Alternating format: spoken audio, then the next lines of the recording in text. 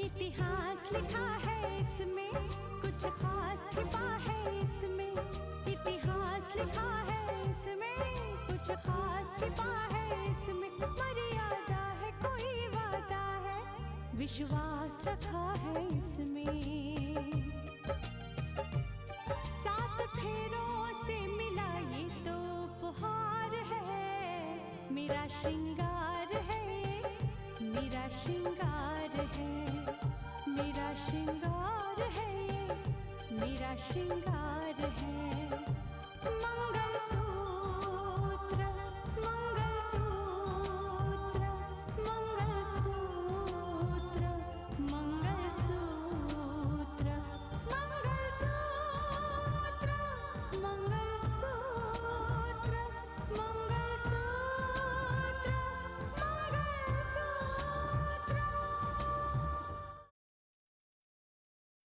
बहुत सारे सवाल उठ रहे थे। रोहित घर से बाहर क्यों निकला? वो वहां रोड पे क्यों मिला? मैंने बात को घुमाया और फौरन कहा कि रोहित शायद इसीलिए गया क्योंकि वो किसी लड़की से प्यार करता था। फिर इन दिस केस उस लड़की को हमारे सामने आ जाना चाहिए था, लेकिन वो लड़की हमारे सामने अब तक नहीं आई है। क्यों? आयुषी, मैंने पहचाना नहीं। मुझे मालूम है आप लोगों को मेरे बारे में नहीं पता। रोहित ने भी कुछ भी नहीं बताया है आपको। हाँ भाई जी, ये रोहित के नंबर से आया हुआ मैसेज है।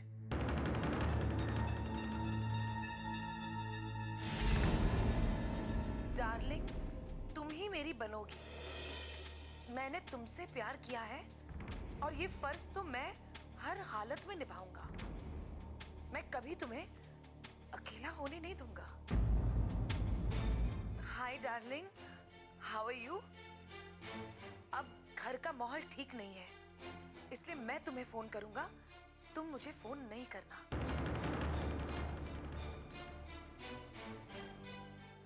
मौका मिलने पर मैं घर पे तुम्हारे बारे में सब कुछ बता दूंगा, तुम फिक्र मत करना।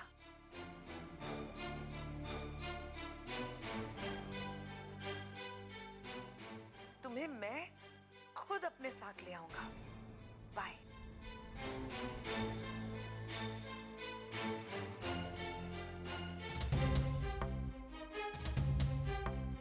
और भाई जी, तीसरा मैसेज भी है और उसमें लिखा है कि डार्लिंग, मैंने तुमसे शादी की है, कोई मजाक नहीं।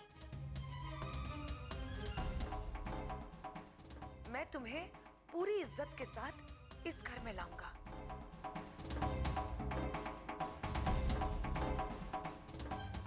अब तक मैंने ये बात किसी को नहीं बताई। ये सोचकर तुम दुखी मत होना, मैं तुम्हारा हूं और सिर्फ तुम्हारा।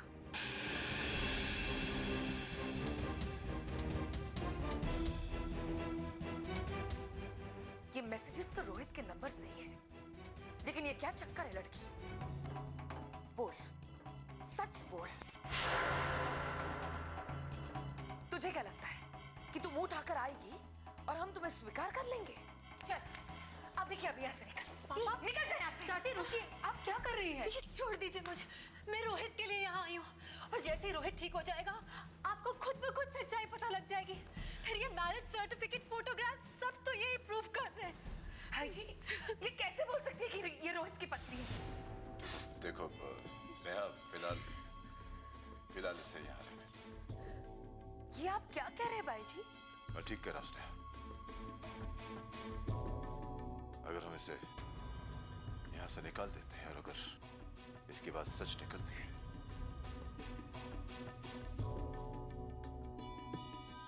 तो क्या जवाब देंगे रोहित को?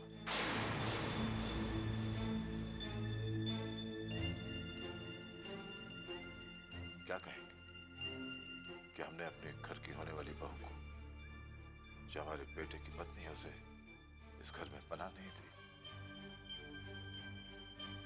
नहीं स्नेहा, ये लांछन मैं इस घर पे नहीं लगने दूंगा।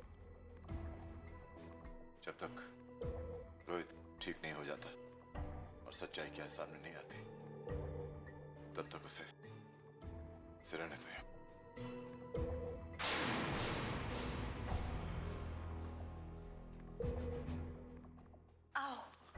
तुम्हारा कमरा तुम्हें दिखा दूं? जी।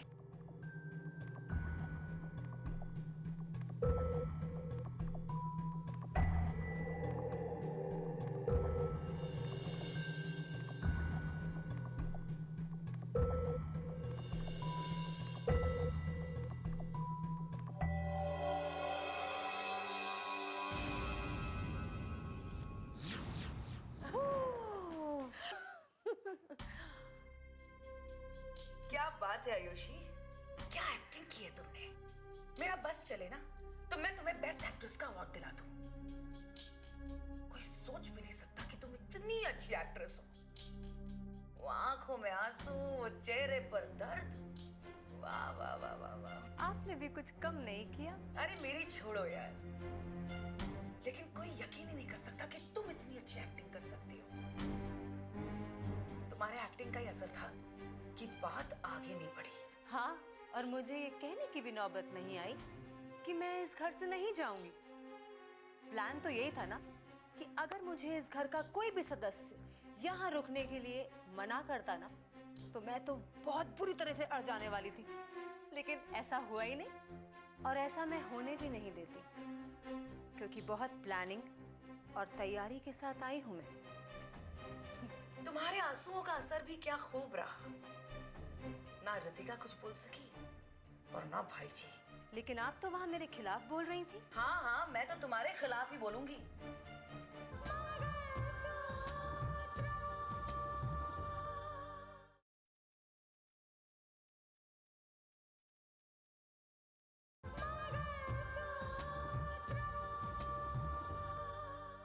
लेकिन आप तो वहां मेरे खिलाफ बोल रही थी। हाँ हाँ, मैं तो तुम्हारे खिलाफ ही बोलूंगी, ताकि इस घर में किसी को शक ना हो कि हमारे वजह से तुम यहाँ आई हो। और यही रवैया सूर्या का भी होगा। मैं समझ गई।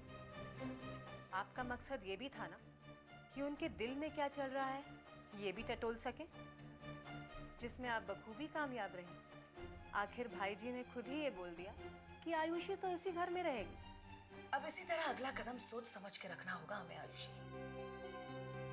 तुम हमारे लिए जीत बनकर आई हो और हमारे सारे रुके हुए काम को अंजाम भी तुम ही दोगी। भाई जी को ये यकीन है कि रोहित इस घर में वापस आ जाएगा, लेकिन उन्हें ये नहीं पता कि रोहित को वापस आने से रोकने के लिए तुम आई हो। मैं तो बस एक यही मकसद लेकर आई हूं कि इस घर से अपने पापा का बदला ले सकूं। बस मेरा एक यही मकसद होगा।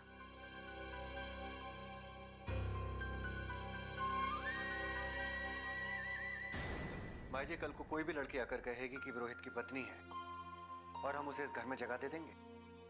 चाचा जी, मैं इसी बात की तहकीकात करवाने के लिए दीपाली को फोन कर रही हूँ, लेकिन फोन ही नहीं उठा रही वो सुबह से। हमें लगता है कि हमें इस लड़की को पहले बाहर भेजना चाहिए, पुलिस के द्वारा इसकी पूरी छानबीन करवानी चाहिए और बाद में ये फैसला लेना चाहिए कि वो इस घर में रहेगी या नहीं। अरे भाई, कोई भी लड़की उठ के कहेगी कि वो रोहित की पत्नी है और हम मान लेंगे। एक मिनट चाचा जी, लेकिन इस लड़की के पास सारे सबूत हैं। फोटोग्राफ्स है, मैरिज सर्टिफिकेट है, रोहित के किए हुए मैसेजेस है, और ये सारे सबूत साबित करते हैं कि वो जो कुछ भी कह रही है वो सच कह रही है। कल तक ये लड़की पता नहीं कहां थी, हम में से किसी को नहीं पता था। आज ये लड़की अचानक आई और बोली रोहित की पत्नी हो, बस हमने मान लिया। अरे भाई, इस बात का फैसला हम करेंगे, लेकिन जब तक वो घर में है तब तक इस बात का फैसला नहीं हो सकता। पहले वो बाहर जाए, हम फैसला कर लें तो फिर आ जाए। मुझे लगता है चाचा जी वो रोहित की ये हालत जानने के बाद आई है। और आप ही बताइए, रोहित और आयुषी के ये जो सबूत हमारे सामने हैं, उसे देखने के बाद अगर हम आयुषी को ठुकरा दें, अस्वीकार कर दें, तो कल को हो सकता है कि रोहित जब होश में आए और हमसे शिकायत करे कि आपने आयुषी को क्यों स्वीकार नहीं किया, क्यों ठुकरा दिया, तो हम क्या जवाब देंगे?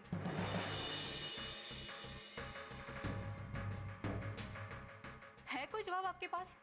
बताइए। तुम्हारी बात ठीक है रितिका, कहने का मतलब इतना है कि इज्जत और जज्बात में आकर हमें कोई फैसला नहीं लेना चाहिए। सूर्या, मैं समझ रहा हूं कि तू क्या कहना चाह रहा है, लेकिन यार मैं एक जज हूं। जज्बातों में आकर कोई फैसला नहीं करता। देख सूर्या, सारे सबूत भी यही बताते हैं कि उसके रोहित की शादी हुई है। अब इसके आगे क्या होगा देख, मेरी समझ में कुछ भी नहीं आ रहा। मैं भी थोड़ा सा कंफ्यूज हूं, लेकिन फिलहाल उसे इस घर से निकाल देना या उसे इस घर में रखना या नहीं रखना, ये फैसला तो बेटा वक्त ही बताएगा। ठीक है भाई जी, जैसा आप लोग चाहें। ये घर आपका है, फैसला भी फिर आप ही का होगा। ये कैसी बातें कर रहा है तू सूर्या? क्या ये घर सिर्फ मेरा है? ये घर सिर्फ मेरा नहीं है। हाँ, इस घर के फैसले मैं जरूर लेता हूं, लेकिन ये घर तेरा भी है, ऋतिका का है, कावेरी का है, स्नेहा का है, रोहित का है, सभी का है। तो प्लीज खबरदार जो आइंदा तूने ऐसी बात की तो। नहीं नहीं, मेरा कहने का मतलब वो नहीं था। मैं तो ये कहना चाह रहा था कि आपके पास जिंदगी में अनुभव की कोई कमी नहीं है, इसीलिए आप जो फैसला लेंगे वो ठीक ही होगा और हम सबको मान्य होगा। देखते हैं सूर्या, देखते हैं वक्त किस रास्ते पे हमें ले जाता है। रोहित और इस लड़की के रिश्ते को किस राह पे ले जाता है वक्त, देखते हैं। एक तो ये दीपाली ना पता नहीं किस दुनिया में खोई रहती है। मैं सुबह से फोन ही नहीं रिसीव कर रही है। पापा क्या करूं? मैं कोशिश करती हूँ। प्लीज ट्राई करो।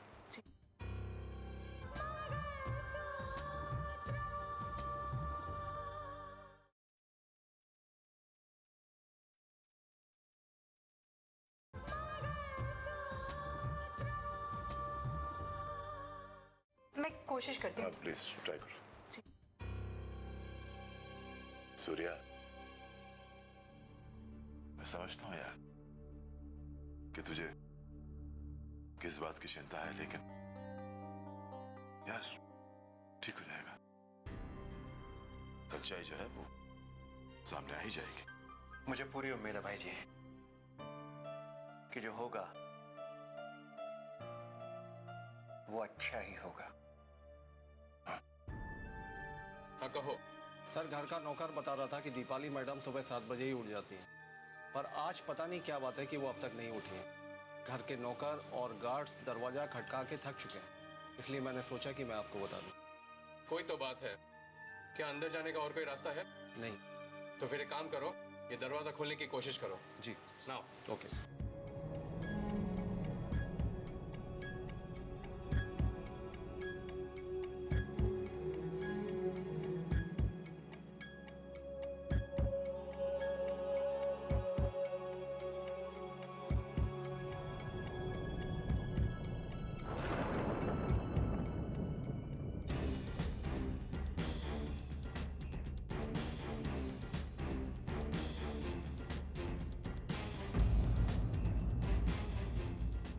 चेक कीजिए।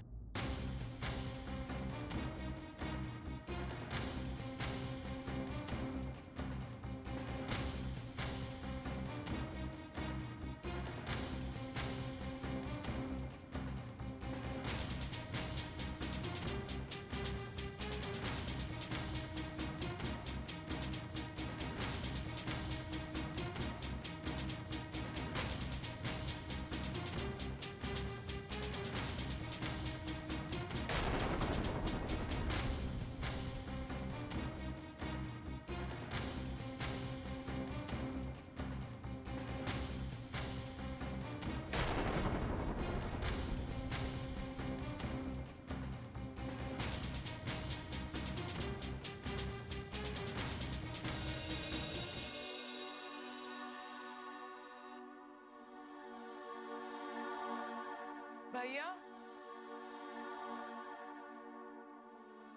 भैया, ये क्या सुन रही हूँ मैं?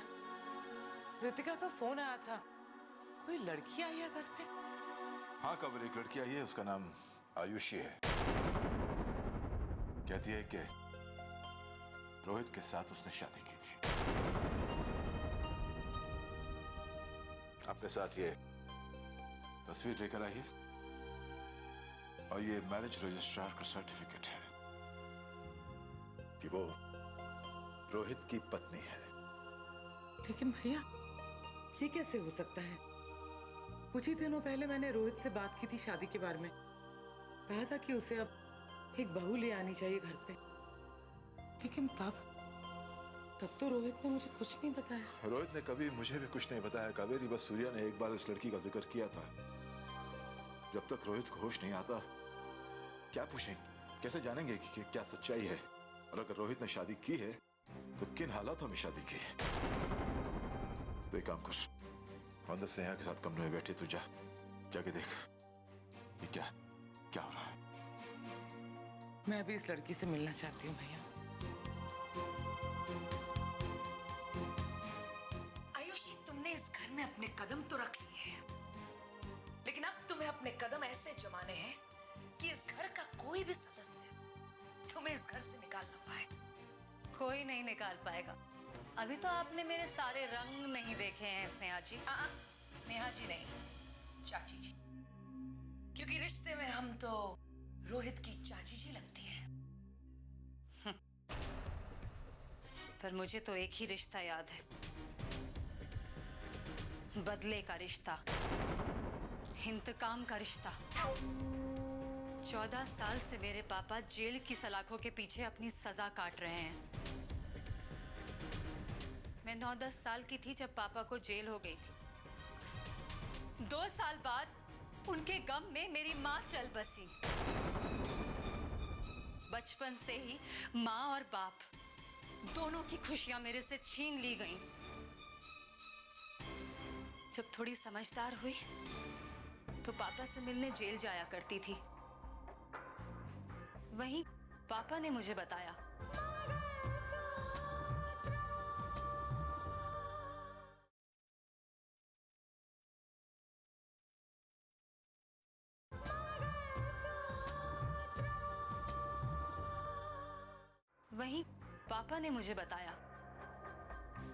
कि उनको ये सजा देने वाला और कोई नहीं, जस्टिस आदित्य प्रताप है। मैंने तभी से फैसला कर लिया कि मैं अपना बदला उनसे जरूर लेकर रहूंगी। उनको भी मैं ऐसा ही तर्क दूंगी।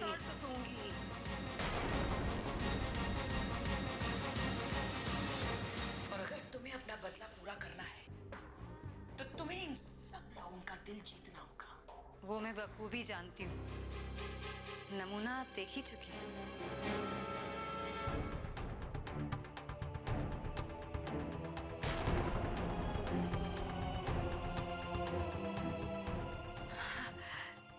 चाची जी, मेरी तकदीर तो रोहित से ही जुड़ी है। मेरी खुशियां रोहित से ही हैं। भगवान इतनी बड़ी नाइंसाफी नहीं कर सकते मेरे साथ। देखिएगा, मुझे पूरा विश्वास है हमारा रोहित जल्द से जल्द ठीक होकर घर वापस आ जाएगा। हे ईश्वर। अरे आयुषी, ये है कावेरी दीदी।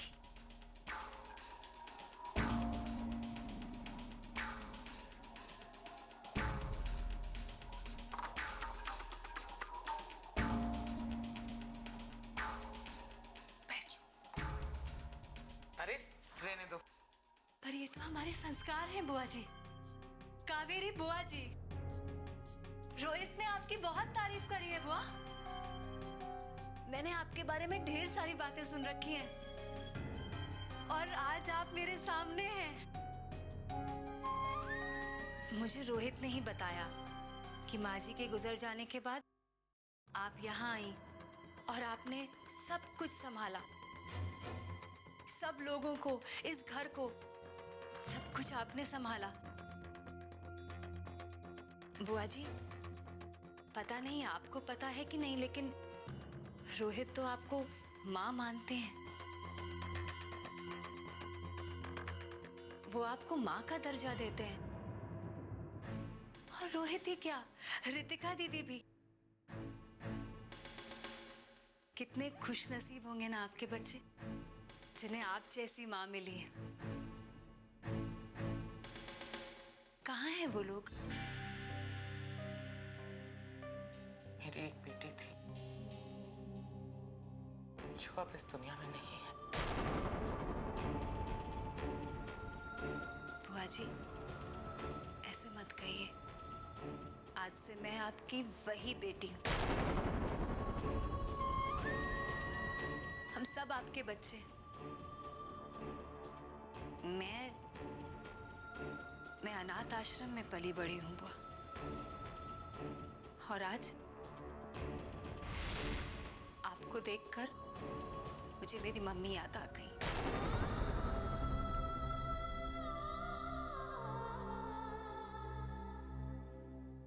थैंक्स टू रोहित, जिसने मुझसे शादी की और इस पूरे परिवार से मिलाया। नहीं तो आप तो जानते हैं कि एक अकेली लड़की का इस संसार में रहना जीना कितना मुश्किल है। बुआ जी, मैं प्रॉमिस करती हूँ, आप लोगों के आशीर्वाद से मैं जल्द से जल्द रोहित को ठीक कर दूंगी। मुझे आशीर्वाद देंगी ना?